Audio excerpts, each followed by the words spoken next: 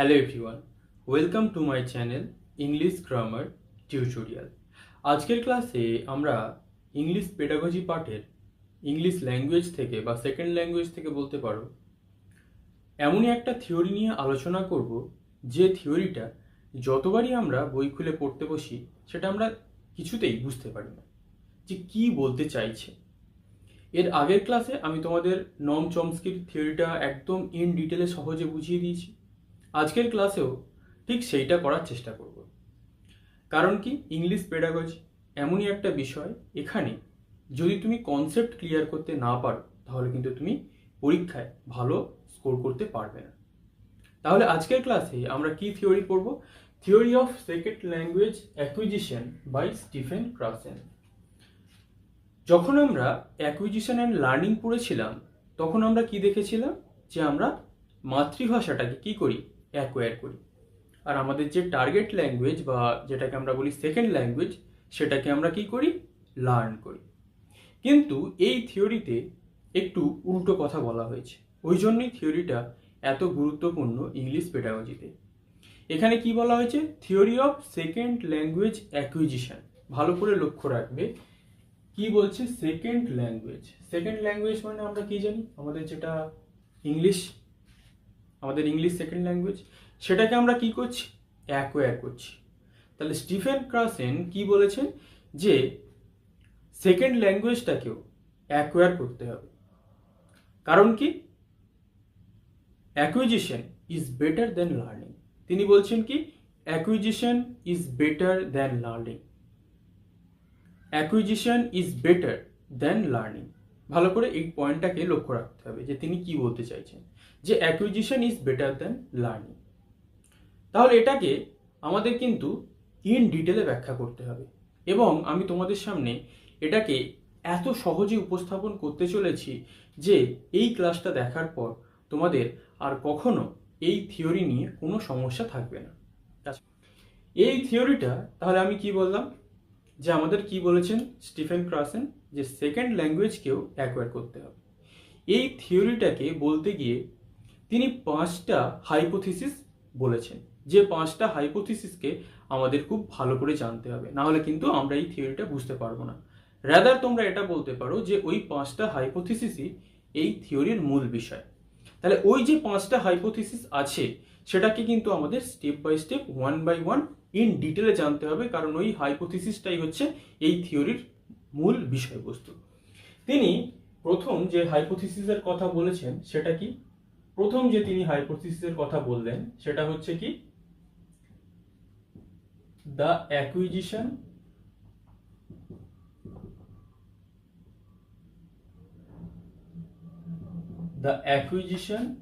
And, তোমরা কিন্তু এগুলো খাতায় নোট ডাউন করতে থাকবে, the acquisition and learning, the acquisition and learning hypothesis. প্রথম যে হাইপোথিসিস যার কথা তিনি বললেন। তাহলে এখানে কি বলা আছে দেখো, অ্যাকুইজিশন অ্যান্ড লার্নিং হাইপোথিসিস, অর্থাৎ কি, এই যে প্রথম হাইপোথিসিসটা তিনি বললেন, এখানে তিনি বলছেন যে বাচ্চাকে সেকেন্ড ল্যাঙ্গুয়েজটাকে পড়ালে হবে না, তাকে অ্যাকোয়ার করিয়ে দিতে হবে। অ্যাকোয়ার করানোর পর সে নিজে থেকে ওটাকে মোটামুটি একটা পড়ার মতো করে আয়ত্ত করে নেবে। অর্থাৎ তিনি এখানে বলতে চাইছেন যে আমরা ফার্স্ট ল্যাঙ্গুয়েজটাকে যেভাবে অ্যাকোয়ার করি, তিনি বলতে চাইছেন কি আমরা সেকেন্ড ল্যাঙ্গুয়েজটাকেও সেইভাবে অ্যাকোয়ার করে নেব। এর জন্য তিনি কি বলেছেন, এর জন্য তিনি বলেছেন তাকে উপযুক্ত পরিবেশ দিতে হবে, এবং সে যখন বাড়িতে থাকবে তাকে কি করতে হবে, ওই সেকেন্ড ল্যাঙ্গুয়েজ বা টার্গেট ল্যাঙ্গুয়েজেই কমিউনিকেট করতে হবে। তাহলে কি হবে, ধীরে ধীরে সে কিন্তু ওই সেকেন্ড ল্যাঙ্গুয়েজটাকে অ্যাকোয়ার করে নেবে। কারণ আমরা ওই কি বলেছিলাম প্রথমে, acquisition is better than learning.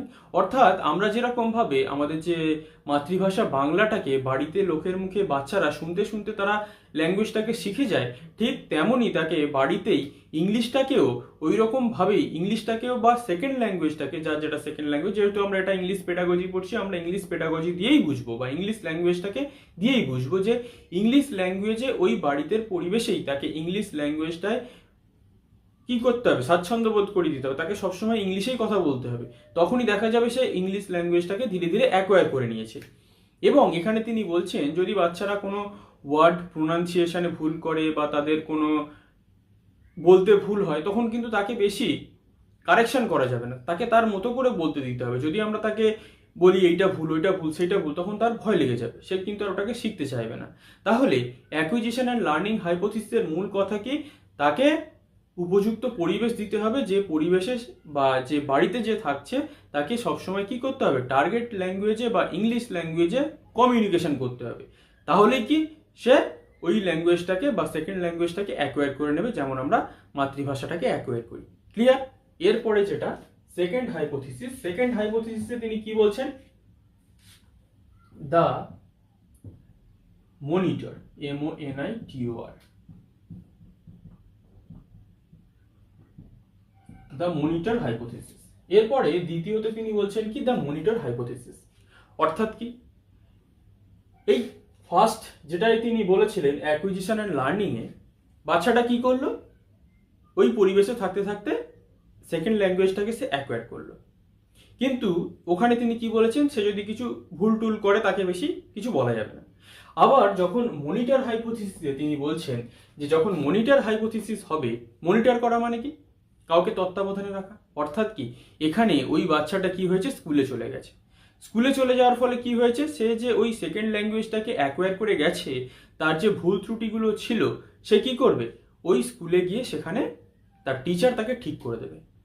তাহলে কি, সে অ্যাকুইজিশন আগে করলো, তারপরে ওখানে গিয়ে লার্নিং করবে। লার্নিং করার ফলে কি হবে, ওখানে তার যে ভুলগুলো ছিল, লার্নিং করার ফলে সেই ভুলগুলো সে শুধরে নেবে। ধরো অনেক সময় এরকম হতে পারে যে আমরা এটাকে কেউ আপেল বলে, কেউ অ্যাপেল বলে। আমি তর্কের খাতিরে ধরে নিলাম যে আপেল সে ছোটবেলা থেকে শিখে গেছে, কিন্তু তার সঠিক উচ্চারণ হচ্ছে অ্যাপেল। তাহলে স্কুলে গিয়ে সে সেটা সঠিকটা শিখলো। তাহলে মনিটর হাইপোথিসিসে কি, ফার্স্ট যেটা অ্যাকুইজিশন অ্যান্ড লার্নিং এ যে সেই সেকেন্ড ল্যাঙ্গুয়েজটাকে অ্যাকোয়ার করলো, আত্মীকরণ করলো, যেটা আমরা বাংলায় বলতে পারি, খুব কঠিন ওই টার্মটা। অ্যাকোয়ার করা মানে কি, সে নিজের মতো করে পরিবেশে সেই ল্যাঙ্গুয়েজটাকে শিখেছে। এবার মনিটর হাইপোথিসিসে গিয়ে কি হবে, টিচার তাকে মনিটর করবেন, সে যে ল্যাঙ্গুয়েজটাকে সেকেন্ড ল্যাঙ্গুয়েজটাকে অ্যাকোয়ার করে এসছে, তাকে সে যে ভুলগুলো ছিল সেই ভুলগুলো মনিটর করে করে সেই ভুলগুলো তাকে শুধরে দিতে সাহায্য করবে। এটাই হচ্ছে মনিটর হাইপোথিসিসের মেন বক্তব্য। আশা করছি ক্লিয়ার। এরপরে থার্ড কি, থার্ড তিনি বললেন দ্য ন্যাচারাল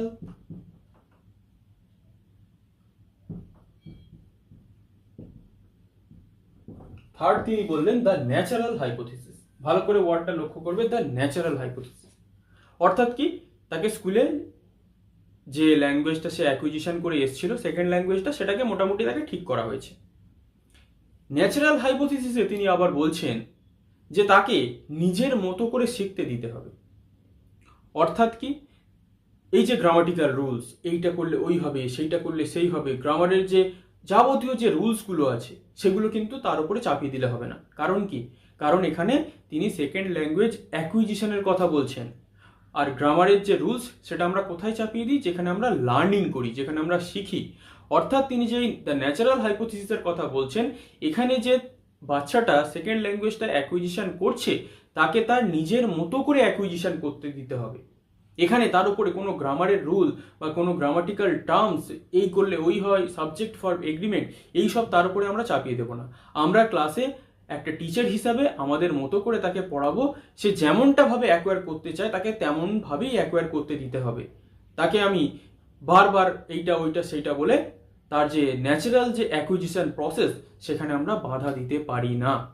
কেন বাধা দিতে পারি না তিনি বলছেন, কারণ ধরো যখন আমরা ছোটবেলায় মাতৃভাষা যে আমরা বাংলাটা শিখি, আমাদের বাবা মারা কি আমাদের বলে দেন যে এইটা ক্রিয়ার কাল, ওইটা বিশেষ্য, সর্বনাম, এইসব কি আমাদের বলে দেয়? কখনোই বলে না।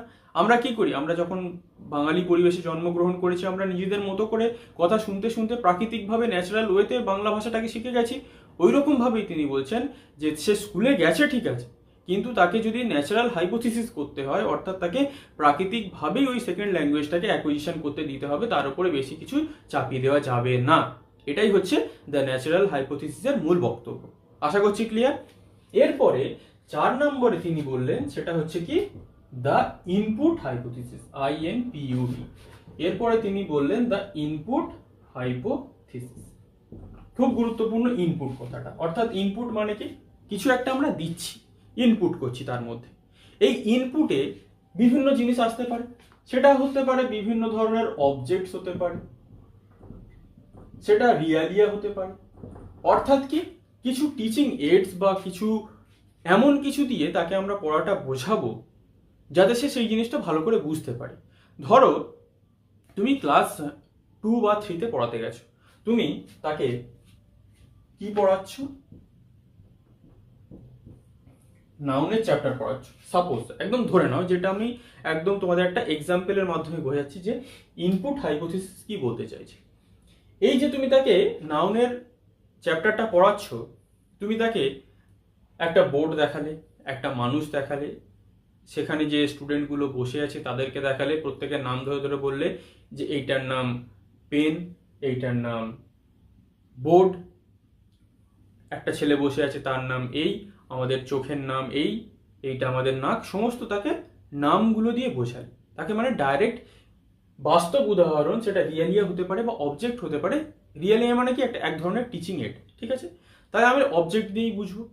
তুমি একটা নাউনের চ্যাপ্টার পড়াচ্ছ, তাকে এই বাস্তব উদাহরণগুলো দিলে এবং তাকে তুমি কি বললে যে যার নাম আছে সেটাই একটা নাম, এবং আরও তাকে সহজে তুমি বললে যে আমরা চোখে যা দেখতে পাই সেটাই হচ্ছে নাম। তাহলে কি হলো, একটা বাচ্চার মধ্যে তুমি তাকে ইনপুট জেনারেট করলে, যে ইনপুট দিলে, তাহলে কি হলো, একটা 2 বা 3 স্টুডেন্ট সে কিন্তু খুব সহজেই নাউনটাকে বুঝে যাবে যে আমরা চোখে যা দেখতে পাই বা যার নাম আছে সেটাই একটা নাম। কারণ বাচ্চাদের আমরা আরো অনেক অ্যাডভান্স লেভেলে যাব না। এখানে একটা তিনি আবার গুরুত্বপূর্ণ কথা বলেছেন ইনপুট হাইপোথিসিসে, যে এমনভাবে তাকে অবজেক্টসগুলো বা ইনপুটগুলো দিতে হবে, সেটা টিচিং এড হতে পারে বা বিভিন্ন ধরনের উদাহরণ হতে পারে বা রিয়েলিয়া হতে পারে, যেন সেটা তার স্ট্যান্ডার্ড অনুযায়ী হয়। অর্থাৎ কি, তুমি একটা ক্লাস 2 এর বাচ্চাকে পড়াচ্ছ, সেখানে তুমি ক্লাস 11 বা 12-এর যে নাউনের এক্সাম্পল সেটা দিয়ে কখনো তাকে বোঝাবে না। তাহলে কি হবে, সবটাই তার মাথার উপর দিয়ে যাবে এবং অ্যাজ এ টিচার তুমি ফেল করবে। কারণ তুমি একটা ক্লাস 2 এর স্টুডেন্টকে পড়াচ্ছ এবং এক্সাম্পল দিচ্ছ ক্লাস 12-এর, তার মানে কি as a teacher you have failed, তুমি ব্যর্থ একটা টিচার হিসাবে। তাহলে তিনি কি বলছেন, যে ইনপুট হাইপোথিসিসে যে ইনপুটগুলো যখন তুমি তাকে ক্লাসে পড়াচ্ছ, তাকে কোনো ল্যাঙ্গুয়েজ অ্যাকোয়ার করতে সাহায্য করছো, এমনভাবে ইনপুটগুলো বা এক্সাম্পলগুলো বা টিচিং এডগুলো দিতে হবে যাতে সে খুব সহজে কি করতে পারে, ওই ইনপুটের সাথে নিজেকে একটা কি বলা যেতে পারে, রিলেট করতে পারে, বুঝতে পারে যে এই ব্যাপারটা এই, এবং সেই ইনপুটগুলো একদম সহজে বোঝাতে হবে। আশা করছি ক্লিয়ার। নেক্সট 5 এবং লাস্ট হাইপোথিসিস। 5-এ তিনি বলছেন দ্য অ্যাফেক্টিভ ফিল্টার হাইপোথিসিস, এবং লাস্ট তার যে হাইপোথিসিস সেটা হচ্ছে 5। এই 5টাই হচ্ছে তার main hypothesis, affective filter hypothesis.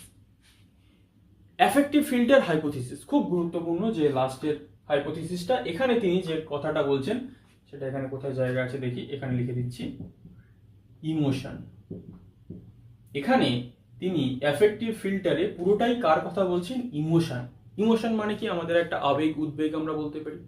তাহলে কি এখানে তিনি কি বলছেন, এখানে তিনি বলছেন অ্যাফেক্টিভ ফিল্টার হাইপোথিসিসে যে ক্লাসের পরিবেশ এমন হবে যেন একটা স্টুডেন্ট সবসময় নিজেদের মধ্যে একটা কনফিডেন্স পায়, সে যেন ক্লাসে ভয় না পায়, তার যেন কোনো অ্যাংজাইটি না হয়, তার যেন কোনো উদ্বেগ না হয় যে আমি যদি এই পড়াটা না পারি স্যার এক্ষুনি এসে আমাকে মেরে দেবে বা স্যার আমাকে গার্জিয়ান কল করে দেবে, এই রকম উদ্বেগ যেন তার না হয়।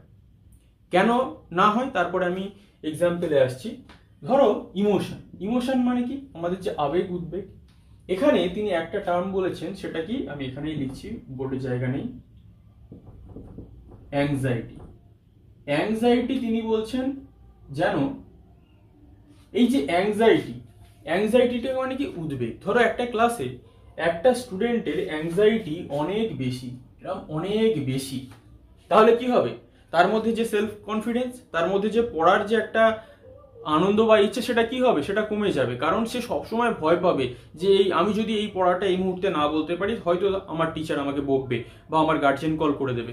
কিন্তু ক্লাসের পরিবেশ যদি টিচার একদম ফ্রেন্ডলি রাখতে পারে, তখন তার এই অ্যাংজাইটি লেভেলটা কি হয়ে যাবে, একদম লো হয়ে যাবে। তাহলে অ্যাংজাইটি লেভেল যতটা লো হয়ে যাবে, তখন তার মধ্যে কি সেলফ কনফিডেন্স আরও বাড়বে এবং তার পড়ার ইচ্ছাটা বা তার যে পড়ার যে একটা উৎসাহ বা এনথুজিয়াজম সেটা কিন্তু আরও বাড়বে এবং টিচারের প্রতি তার একটা স্বাচ্ছন্দ্য ফিল করবে যে না, এই টিচার আমাকে বকবে না।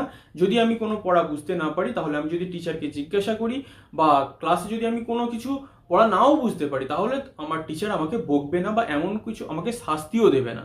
তাহলে কি তার যখন অ্যাংজাইটি বা উদ্বেগ লেভেল বা যে আমাদের যে কি বলে অ্যাংজাইটি, যেটা আমাদের একটা খুব টেনশন, ভয় ভয় পাচ্ছে এইরকম জিনিস, তখন যখন তার কম হবে তখন কিন্তু তার পড়াশোনার যে লেভেল বা সেলফ কনফিডেন্স সেটা কিন্তু অনেক ক্লাসে হাই হয়ে যাবে এবং সে যে কোনো পড়া কিন্তু অনেক ভালোভাবে বুঝতে পারবে। শুধু অ্যাংজাইটি পড়াশোনার ক্ষেত্রে নয়, যে কোনো জিনিসে যদি আমাদের অ্যাংজাইটি লেভেল লো থাকে তাহলে আমরা সেই জিনিসটা কি করি, খুব ভালো করে বুঝতে পারি। তাহলে এখানেও তিনি বলছেন দ্য অ্যাফেক্টিভ ফিল্টার হাইপোথিসিসে যেন তার অ্যাংজাইটি লেভেলটা একটা টিচারের কাজ হবে যেন ক্লাসে খুব স্টুডেন্টদের লো থাকে এবং ক্লাসের অ্যাটমসফিয়ার সেটা খুব ফ্রেন্ডলি থাকে, বন্ধুত্বপূর্ণ থাকে, হাসি মজা সমস্তটাই হতে পারে একটা ক্লাসে পড়ার ছলে। কিন্তু আমি অন্য হাবি জাবি নিয়ে আলোচনা করছি অ্যাজ এ টিচার হিসাবে ক্লাসের পরিবেশটাকে ভালো রাখার জন্য, এটাও আবার যেন না হয়। পড়াশোনাটাকে এমন লেভেলে এমন মজার ছলে বোঝাতে হবে যাতে একটা স্টুডেন্টের অ্যাংজাইটি লেভেল খুব লো হয় এবং সে খুব ভালোভাবে সেই পড়াটা বুঝতে পারে এবং যদি বুঝতে নাও পারে সে যেন এটা ফিল করতে পারে আমার টিচার আমাকে বকবে না বা গার্জেন কল করবে না। তাহলে যদি সেই এইরকম পরিবেশ একটা স্টুডেন্ট পায় সে অটোমেটিক্যালি কি হবে, ন্যাচারাল হাইপোথিসিসের মতো অটোমেটিক্যালি সে পড়াশোনার প্রতি আকৃষ্ট হবে এবং নিজে থেকেই অ্যাকোয়ার করে নেবে যে কোনো সেকেন্ড ল্যাঙ্গুয়েজ, সে যত কঠিনই হোক না কেন। তাহলে এইটা ছিল আমাদের theory of second language acquisition by Stephen Krashen. তোমরা কি করবে, তোমরা এই যে 5টা হাইপোথিসিস, এই 5টা হাইপোথিসিস থেকেই কিন্তু প্রশ্ন আসবে।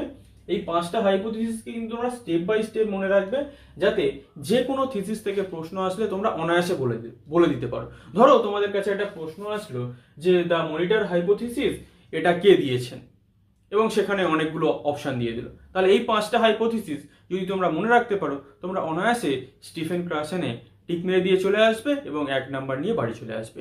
তাহলে তোমরা অবশ্যই কমেন্ট করবে যে স্টিফেন ক্রাসেনকে নিয়ে আমি যে সেকেন্ড ল্যাঙ্গুয়েজ অ্যাকুইজিশনের উপরে যে থিওরিটা ছিল তোমরা কতটা সহজে বুঝতে পেরেছো। এটা কিন্তু ফিডব্যাকটা আমার জানাটা খুব দরকার, কারণ আমি চেষ্টা করেছি বইয়ের বাইরে গিয়ে, কারণ বইয়ের যে নলেজ সেই নলেজটা কি করতে হবে আমাদের নিতে হবে, কিন্তু আমাদের যে বোঝার নলেজ সেটাকে কিন্তু আরো সিম্পলে রাখতে হবে, কারণ বইয়েতে অত সিম্পল লেখা থাকে না। আমি চেষ্টা করেছি একদম সিম্পল ওয়েতে এই যে স্টিফেন ক্রাসেনের যে থিওরিটা তোমাদের সামনে উপস্থাপন করার, যাতে তোমরা যারা ইংরেজিটা একদম জানো না তারাও এই থিওরিটাকে খুব ভালো করে বুঝতে পারো। কারণ এই থিওরিটা আমি আশা করেছি বা আমি মনে করি যে এত সহজে তোমরা ইউটিউব চ্যানেলে আর কোথাও পাবে না ওয়েস্ট বেঙ্গলে। তাহলে তোমরা কিন্তু অবশ্যই কমেন্ট করবে যে কেমন তোমরা এই থিওরিটা বুঝতে পারলে। তাহলে আজ এই পর্যন্তই, তোমাদের কমেন্টের অপেক্ষায় রইলাম যে ক্লাসটা তোমাদের কেমন লেগেছে, অবশ্যই তোমরা কমেন্ট করবে। তাহলে আজ এই পর্যন্তই, থ্যাংক ইউ ফর ওয়াচিং।